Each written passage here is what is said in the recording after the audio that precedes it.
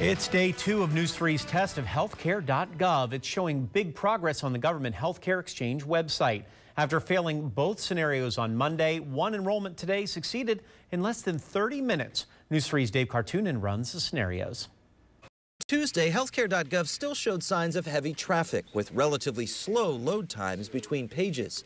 But our married 30-something father of one, WSAV assignment editor Jamison Dowd, was able to continue his application quickly and navigate all the way through to healthcare selection pages, where we found something surprising. Oh, look at you. The Platinum plan, the one which covers 90% of potential expenses, rang up for the cheapest of the 4 options. Cheaper even than the low-level Bronze plan and 50% cheaper than the Gold plan. A glitch? Or does Humana Healthcare need to reevaluate its pricing? Either way, he was done with the process in 28 minutes. I, however, continue to be a star-crossed subscriber. One thing that people have encountered on the new rebooted healthcare.gov is if they started an application sometime back, coming back now, they'll find their application there, but they've got to click through every single page of information to get back to where they left off. The information is there, but it does take a good deal of time during a high-traffic time of the day like the morning. After a lot of clicking through, I was back at Monday's roadblock. Because I recently moved, healthcare.gov can't verify my identity. Since it's been 6 weeks since I sent them my first copy of my Georgia driver's license, we'll send it again. Until then, I'll sit in healthcare.gov limbo. I'm Dave Kartunen, WSAV News 3. On Monday, the administration says 750,000 people were able to successfully log on to healthcare.gov, but many users did face slow loading speeds or waiting rooms. It's not known how many of those successfully enrolled. In 1 week, the U.S. Treasury says it will have a decision to make, who to pay and who to stiff. Treasury Secretary Jack Lew painted a dire picture on Capitol Hill Thursday. It could deeply damage financial markets, the ongoing economic recovery, and the jobs and savings of millions of Americans. Now, still, there are those who will contend that default is no big deal. A small group of House Republicans seems willing to take default out for a spin. And even the Republican leadership contends that debt ceiling increases are always part of the negotiations. Now, this is true, but it leaves out a key part, that until 2011, default was never used as a weapon. Don't take it from me. Take it from Congressman Kingston, who, when the shoe was on the other foot, complained on the floor of the House of Representatives in 2002 that no one should ever play games with the debt ceiling. So I want to say, let's get off the process issue. This is a standard thing that the Rules Committee has done. Take the debt ceiling vote in 2005. Republicans controlled the White House and the Congress. It looks like a total role reversal. Every current Republican member of the Coastal Empire and Low Country delegation votes in favor of a debt limit increase. Opposing the increase, every current Democrat, including the president and the vice president. Fast forward to this year, and the metamorphosis is complete. Our local members of Congress defended their shifts on the issue.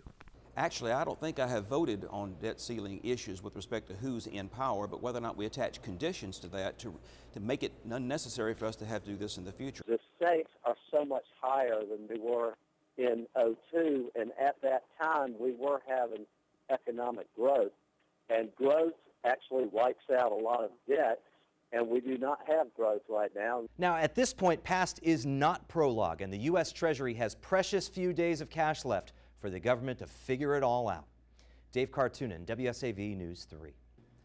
According to public disclosures, gift travel paid by outside organizations to members of Congress is often packed with visits to vital services like health centers and environmental efforts. But in other cases, not as much.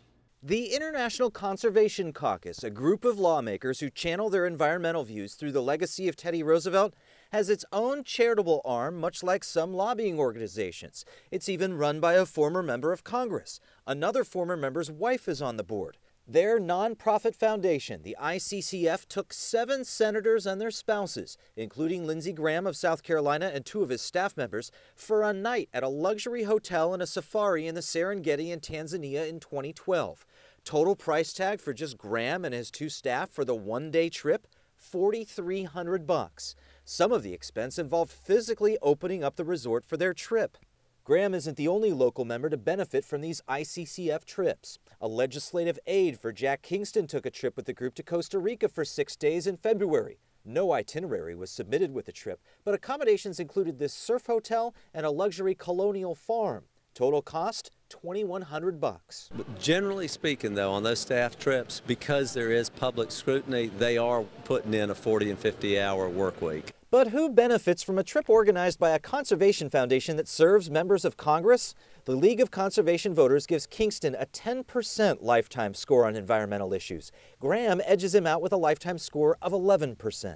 The sources of these trips can also create glaring conflicts of interest. In some cases, political organizations like the American Enterprise Institute also dole out campaign contributions to their favored candidates. Since they don't employ lobbyists, they can treat Senator Saxby Chambliss and his wife to a weekend at the exclusive Cloister Resort on Sea Island for an off-the-record policy forum. That's right. For the past 3 years, Senator Chambliss took gift travel to his own home state to literally be cloistered from his own constituents at a private resort for a forum that can't be discussed. Chambliss spokesperson Lauren Claffey called the forums, quote, great news for the local economy. Senator Chambliss returns to Georgia almost every weekend and is readily available to his constituents both at home and in D.C., unquote. Last year, then Congressman Scott joined him and brought his mother and her friend.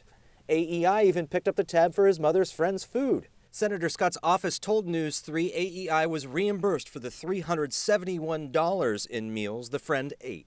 In other cases, the organizations paying for the trips benefit from U.S. government aid, meaning your tax dollars are being appropriated to organizations who use some of their money to show members of Congress the importance of their work, in order to secure more of your tax dollars from the government.